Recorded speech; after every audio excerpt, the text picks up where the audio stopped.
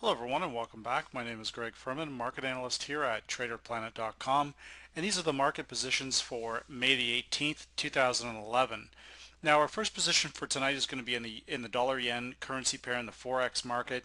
What we're looking at here now is a potential trend reversal. Now what we can see is that I've identified the primary range in this currency pair is between 85.50 and 76. Now again, this is the earthquake candle that we're seeing here. The market has come down during the earthquake in Japan, crashed lower, but immediately recovered. We've then gone up to the 85.50 level, and we're now retracing. We've been retracing for about, I would say, probably about 3 or 4 weeks now, but I think we're getting ready for a break. Now, what I want to point out with the Vantage Point software here is we have the predicted short, medium, and long-term differences all breaking above the zero line. We have the predicted MACD and the predicted true strength indicator from Vantage Point both crossing over the trigger from heavily oversold territory. This is the kind of trade setup we're definitely looking for. Now, what I'm going to do to confirm this is I'm going to go into the short, medium, and long-term crossovers. But first, what we want to do is we want to look at where is our support here. Now we've closed at 81.37. We've got three levels of support: 81.09, 80.99, and 81.26. My view is we're going to test the 81.10 area, and we're going to get a good strong bounce away from that area. So now let's look at these crossovers and see what's happening. Our short-term crossover from Vantage Point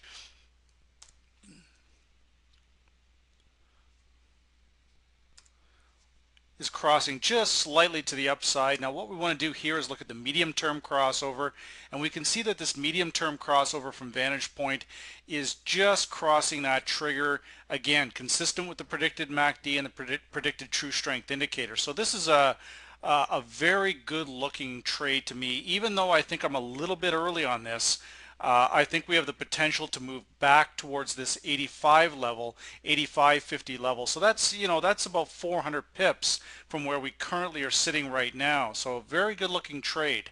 Now, what I want to do here also is I want to go into the daily report from Vantage Point. I want to see what we're looking at from an intraday perspective based on the predicted high and the predicted low. Now we can see that we've closed at 81.37. That's the highest close we've had in quite some time on this one. Neural index up. We've got 81.67, 81. Then our predicted short, medium, and long-term differences have all turned positive. Again, a very good sign for a potential breakout scenario to the top side. Now we do have the FOMC statement tomorrow, but I don't think we're going to hear anything that we don't already know in that statement. So not really a big concern to me. So the 81.10 level is where I would be looking to get into a long position here. Stops should be down in the 80.30 level just to be safe. We want to stay out of that broker radar.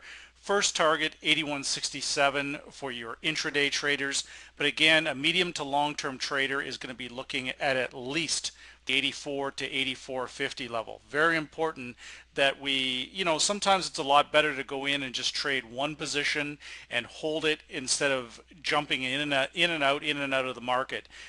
This could be a very profitable trade with a very low commission to enter this trade. So that's our first position for tonight. Now our second position for tonight is going to be in the stock market, specifically the Constellation Brands STZ.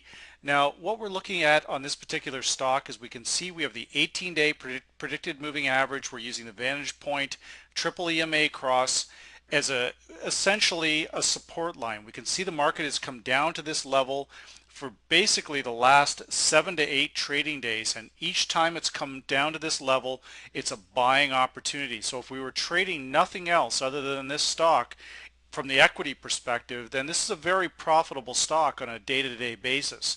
Now, a couple of concerns I have here: the predicted MACD and the predicted true strength indicator have crossed the trigger to the downside in basically heavily overbought territory. So that's a bit of a concern, but what I like here is the predicted short, medium, and long-term differences are breaking back above the zero line, and again this support continues to hold. That's identified at 2240, 2263, and again 2272 with a close of 2278. So we've managed to close above all three of the Vantage Point predicted moving averages, which is pretty impressive considering the S&P. My recommendation last night for the big sell-off in the S&P 500 definitely was pretty much spot on, and as the equities fell, usually this would drag stocks like this down with it, but it actually held its ground quite well. We had a retracement down to the 18-day predicted moving average and then a bounce higher. So now we've identified we want to continue to play this. We're going to buy it. Let's have a look at the crossovers. We've got the short-term crossover is flat. Our medium-term crossover is flat but pointing upward. And our long-term crossover, same thing. So we're running flat with a slight upward bias. So now let's go in. We're going to go into our daily report from Vantage Point. We're going to get our predicted high and predicted low for tomorrow, and we're going to use that excuse me, as our entry point. We have 2262 and 23 as the high. So for tomorrow we're going to use the 2262, maybe a little bit aggressive here for an entry point. I think we're going to pull back potentially a little deeper than that. Now you can see the Vantage Point 18-day predicted moving average is at 2240. So I would be more inclined to use somewhere between 2263 and 2240. So I'm just going to average it out 2250. That's going to be our entry point tomorrow. Now you can see I'm not relying solely on any one indicator. I'm blending them all together to get my price. So 2250 is our entry point, 23 is our target intraday, but this stock again continues.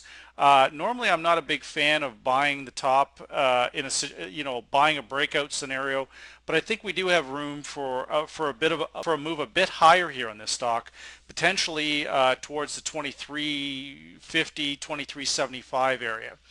So those are the market positions for May the 18th, 2011. And again, my name is Greg Furman, market analyst here at TraderPlanet.com.